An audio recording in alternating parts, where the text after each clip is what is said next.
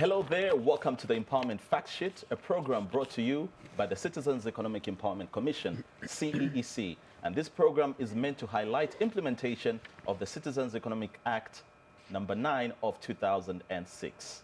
And I'm your host, my name is Michelo Mukata. I'm privileged this time around to be joined by the Director General of the Commission, Dr. Muwe Mungule.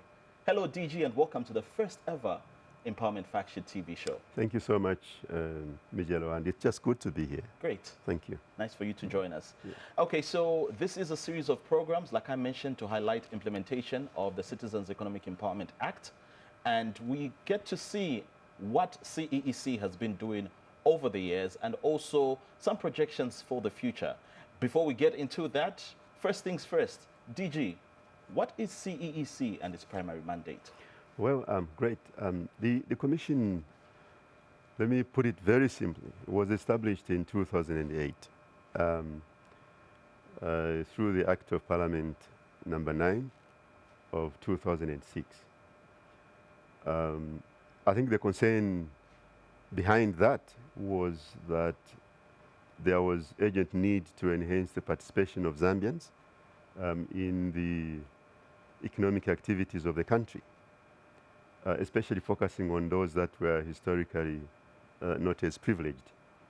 And so the provisions of the Act in terms of its mandate primarily focus on enhancing, and it's a broad mandate, economic empowerment of those citizens. They are also categorized, in terms of who really we must target in this as a country. It's to do with women, the youth, people with disabilities, and also men. So in terms of percentages, the youth, that's at 40%, as well as women, 40%. People with disabilities at 5%, and then the other for the men. Now, broad-based economic empowerment. That's a mouthful, even in terms of what the Commission is supposed to do. So it's then couched in terms of pillars of focus. Okay. And I think we'll talk about the pillars at some point. So what this means is that the Commission, at a national level, is mandated to discharge economic empowerment initiatives. It's a government agenda. Okay. It's a government program. So it fits into the government agenda, the broad government agenda, of ensuring that we enhance the participation of the targeted citizens in the activities of our economy. Okay, so you've mentioned a couple of items there. You've mentioned the pillars, and you've also mentioned the national government developmental agenda. I would like you to just explain a bit further on what these pillars are, because from my understanding, when I hear CEC, I just think of a business law. So is this what CEE is about? In fact, that's just one of the 9 pillars. Okay. We do have 9 pillars in place. I can talk about each one of them. Let me start with one, which is enhancing equity, ownership, and control of economic assets by the targeted citizens. This is really intended to ensure that the targeted citizen, targeted Zambians, their access, their footprint as regards their participation in the economy is appropriately enhanced. And there are provisions that are supposed to help us achieve that. One of the instruments is supposed to be the sector codes, as well as just through access to finance empowerment that could be achieved, and other softer interventions. The second one is preferential procurement, which is intended to ensure that the targeted citizens have preferential access to the procurement initiatives in the public sector. In fact, it actually overflows also to the private sector. The targeted citizens are supposed to have access in those dimensions. Then we have skills development. Okay, skills development, which includes business skills, entrepreneurial skills, and other skills that will give advantage to Zambians in terms of their participation in the development of this economy. CEC is supposed to be in the forefront. In fact, it also has the mandate to have oversight as well as contribution when it comes to initiatives that pertain to skills of our people. The other one is transformation of society. Okay, that's to do with the value system. We need to have, as a society, values that enhance economic development, economic growth. Values, for instance, in terms of our work culture. Okay, that's important. How we discharge these aspects. Values pertaining to, generally, let me simply say, attitudinal issues, behavioral issues, and just how we carry ourselves around as Zambians, targeted citizens in that regard. Those are supposed to be enhanced, and CEC has a mandate to discharge those aspects, to facilitate. And when it comes to inputs, we even have the mandate to ensure that this goes also as far as inclusions in curriculum, as well as other initiatives at a slightly higher level, like under TVETA and other institutions. The Commission has mandate to ensure that it actually oversees these and ensures that they are appropriately discharged. Just pause your thought there. Is this all related to entrepreneurship or the economy or even educational? When you mention curriculum, how then does CEC play a role in that space? Let me unpack it. For instance, when we talk of entrepreneurship development, that cuts across. It cuts across. It includes family. It includes primary education. It includes secondary education. It includes secondary education. We can't enhance entrepreneurship development by simply focusing, for instance, at the SMEs. Those are grown-ups. Entrepreneurship must be entrenched. It's a behavioral posture. It's got to be entrenched in an individual at an early stage. So that's how broad that mandate is. So we don't just look at institutions like TVETA. We need to look at institutions within the national economic systems that enhance the achievement of this mandate. So education institutions included, high-level institutions included, society included, because when you talk of societal transformation, you can't transform it. Behavior is also an important aspect when you talk of entrepreneurship development, but that comes from society. And then we have other pillars, corporate social responsibility or investment, where we need to enhance the discharge of corporate social responsibilities by not just the people, the clients that we fund, but generally within our community, our society. We need to have that posture. And then we talk of the aspects pertaining to investments, greenfield investments, foreign direct investments. These are also included as pillars, as well as good corporate governance. In fact, even political governance is included in the mandate in that respect. All right, sounds like it's a whole host of pillars that CEC is supposed to discharge. Especially when you talk of corporate governance, good corporate governance, and good political governance. These two, they move together. They are elements that enhance accountability and transparency. Great.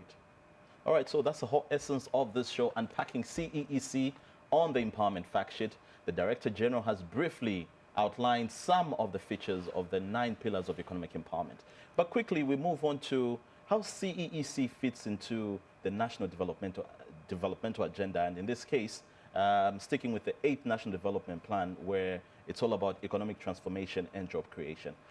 Fantastic. In fact, that fits in as aligned very appropriately to our core mandate. Economic transformation and job creation. That's basically what, in general, when you talk of all these pillars I have highlighted, ultimately, that's their contribution. So, for instance, you can pick some of the aspects dissecting economic transformation and job creation. That includes poverty alleviation or reducing poverty levels, enhancing economic growth, industrialization, and other aspects like citizens' participation in the economy.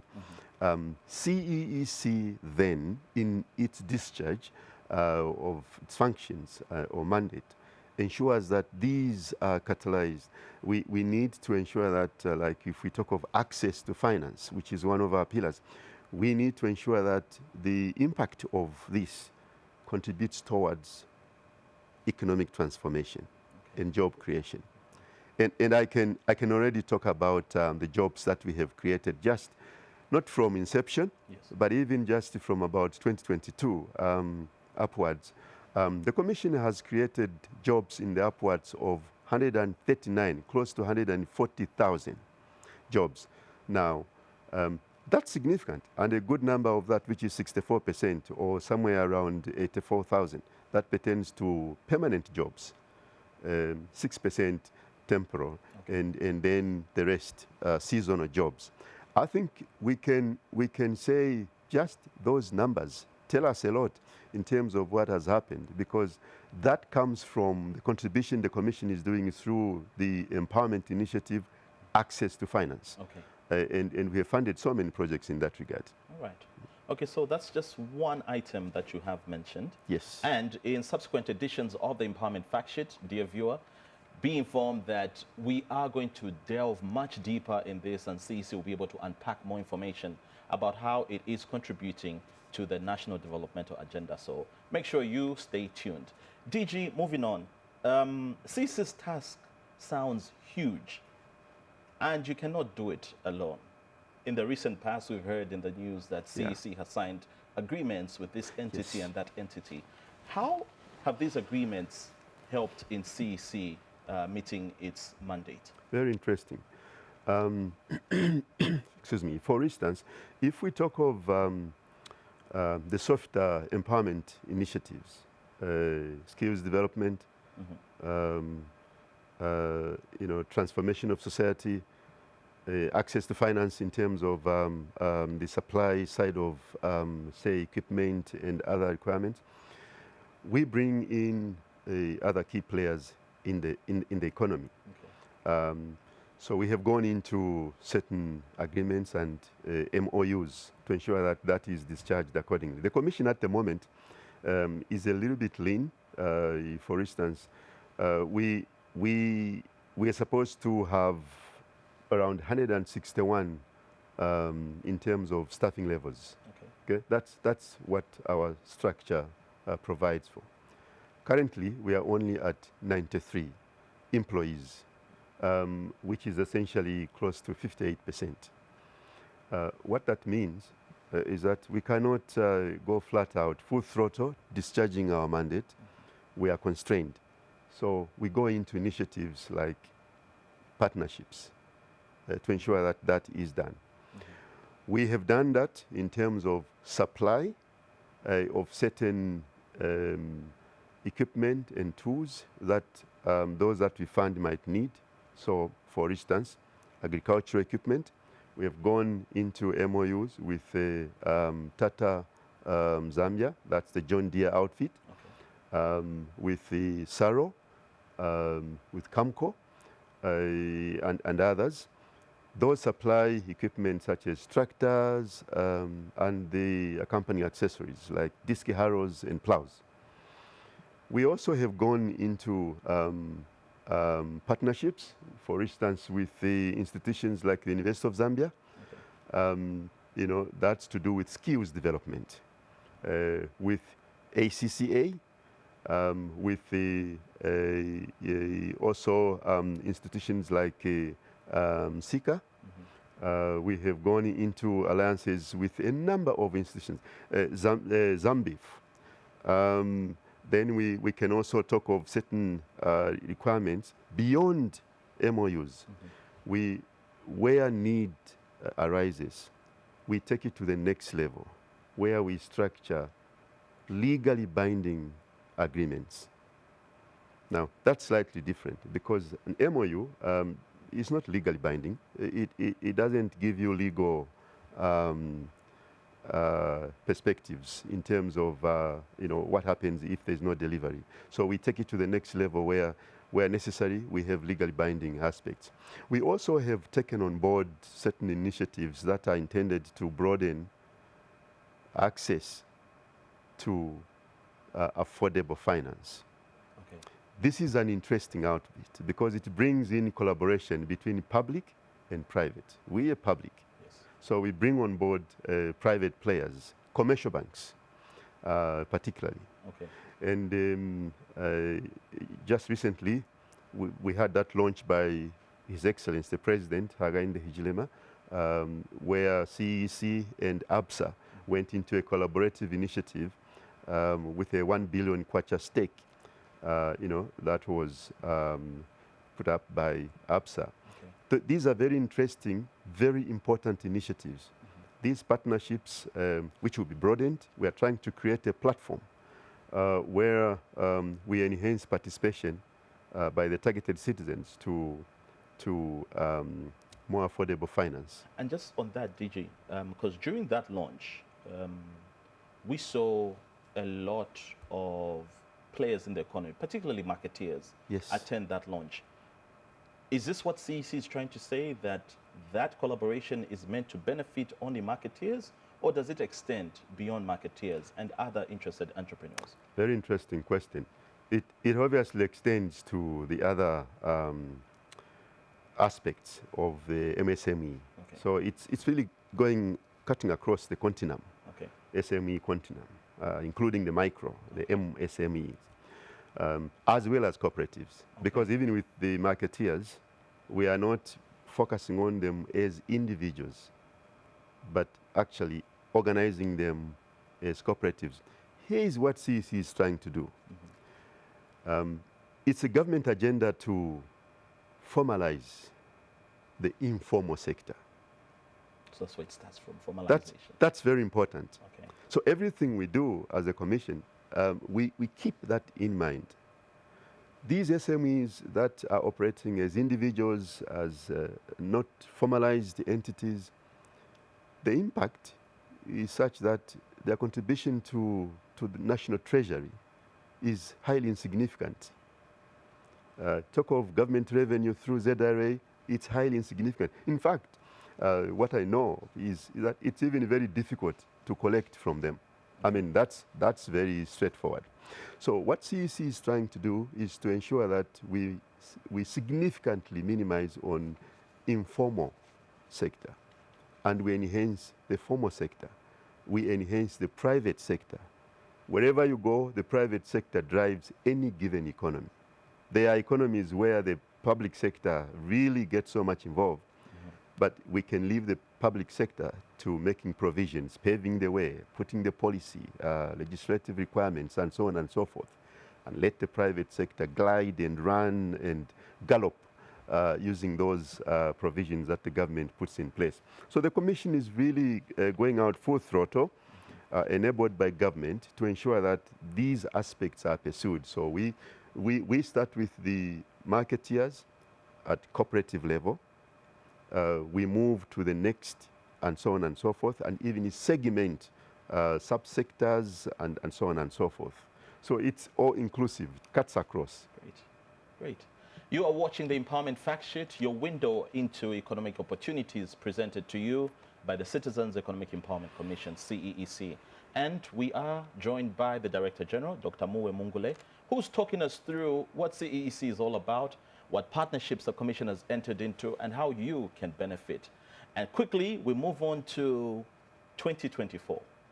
It was quite a stark year for the country because, number one, we're faced with poor rainfall. Very challenging. We're faced with a power deficit, and the president went on to declare these two a national disaster. And there was a challenge thrown to entities like CEEC. How do you play ball? How do you come up and cushion the adverse impacts of these conditions we're faced with? What did CEC do in 2024? I know there was a special initiative related to agricultural mechanization. Please shed more light on those. Thank you so much. And I think that's an important aspect that is very contextual for us to highlight, because 2024 was I think, One to forget. yeah. Also, an opportunity for us to come out stronger. It was one very challenging year. Yeah. But I think I would say it was one year that gave us as a country great opportunities to awaken to the fact that we need to do more and better in actualizing the potential that the country has. The Commission, immediately we got to realize there was that drought and eventually the load shedding, which was consequential. We diverted our attention in that respect. Okay. So we focused on agricultural support in terms of enhancing production through mechanization and also specifically irrigation. Okay. The irrigation component becomes critical. And I think this is not just to be considered from a historical context, that 2024 we had this drought. Now, this year, by God's grace, it looks so promising. Okay. We may have some super bumper harvest. Great. But I think this is not to say we go back to slumbering. Okay. This is simply to say we have some short window that should help us then to keep on moving along the direction of ramping up with irrigation support. Great. So the Commission provided, I have the statistics which I would like to share. Yes, briefly, if you may. Yes, I think it's very important. Yes, sir. We in agriculture, in terms of agriculture mechanization, we supported 202 individuals, entities or clients to the tune of more than 100 million kwacha. In terms of irrigation support, we supported in the upwards of 167 clients. This was to the tune of 47.5 million kwacha. This is a lot. It is. And then we supported 123 clients. These could be cooperatives largely, with a membership of, a total membership of 18,450, with small-sized milling plants. Okay. These were somewhere around 123. Now, this was to the tune of 11.7 million kwacha.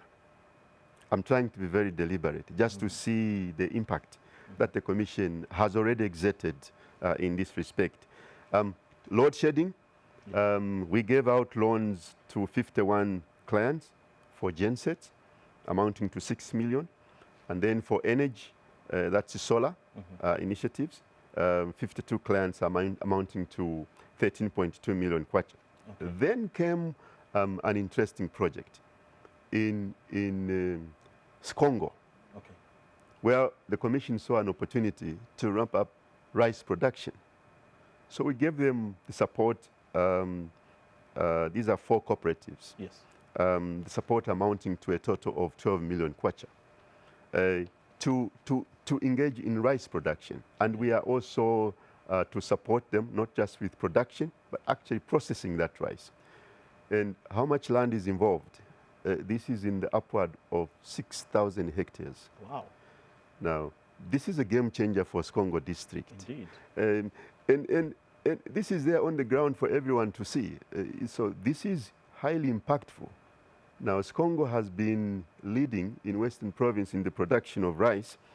I think more than 50% of the rice you see there comes from Skongo. But what we want is to take it to the next level, where they don't just produce for the local market, but also it's packed nicely and processed nicely, packed nicely for the export market. So we have played a key role already in this space of providing mitigations to enhance irrigation support, as well as energy initiatives to ensure that people move away from depending on the national grid, and bring on board solar initiatives. Okay, that's a nice preamble to the Empowerment Fact Sheet. Like I mentioned, it's a series of programs, and CEEC will make sure to go into detail in some of these conversations that we have started here with the DG. As we wrap it up, projections for the future, sir. Interesting. Um, Number one, the Commission would like to continue focusing on irrigation support. I think the President has been very clear on this. We cannot slacken our push in that direction. I think the government in general, has realized that we must tap into this potential that we have. We have plenty of water. We must then ensure that this is exploited appropriately. Okay. So CEC will continue with the support towards enhancing irrigation in our country. So this year, most of the funding that the Commission will receive will therefore be accordingly used to fund entrepreneurs that want to go into irrigation. We're going to do this backward and forward. Backward, we are going to revisit the farmers that we have already funded with agricultural mechanization. Some of them don't have the irrigation support. They have tractors, they have everything, but they can only use those things during the rain season. During the dry season, if they don't have irrigation support, there's nothing they can do. So we will fund them. Forward looking, we'll also ensure that we do have applications already that have focused on irrigation. We will look at those and we'll fund those that are credible.